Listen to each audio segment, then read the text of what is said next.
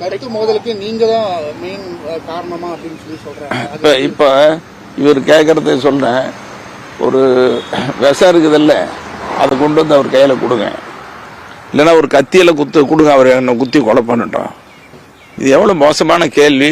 இது எப்படிலாம் நீங்க கேட்குறீங்க? எப்படி இதெல்லாம்? அதாவது என்னை பொறுத்த வரைக்கும் ஒரு சின்ன உயிருக்கு கூட கெடுதல் நினைக்கக்கூடாதுன்னு நினைக்கிறேன்.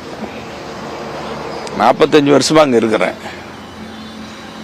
எப்படி உங்களுக்கு கேட்கறதுக்கு மனசு வருது?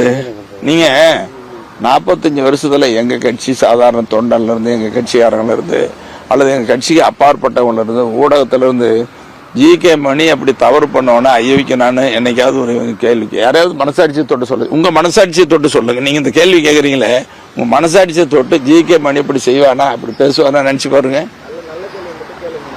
அப்படி கேட்பனா நானு, அப்படி செய்வேனா? அப்படி சரி, அப்படி இல்ல நீங்க நினைக்கிறதுக்கு அப்படின்னு சொன்னா, நான் பாட்டாளி மக்கள் கட்சியில வன்னியர் சகோதரர் இத்தனை வருஷம் இருக்க வேண்டிய அவசியமே இல்லையே, இல்லையா? கடந்த காலம் எம்ஜிஆர் காலத்திலிருந்து, கலைஞர் காலத்திலிருந்து, புரட்சி தலைவி காலத்திலிருந்து, மற்றவங்க காலத்துல எப்படிப்பட்ட வாய்ப்புகள்ல என்னென்ன வாய்ப்புகளா வந்துச்சுன்னு சொல்லக்கூடாது. அதெல்லாம் விட்டுட்டு ஏன் அங்க இருக்கிறேன் இல்லீங்களா?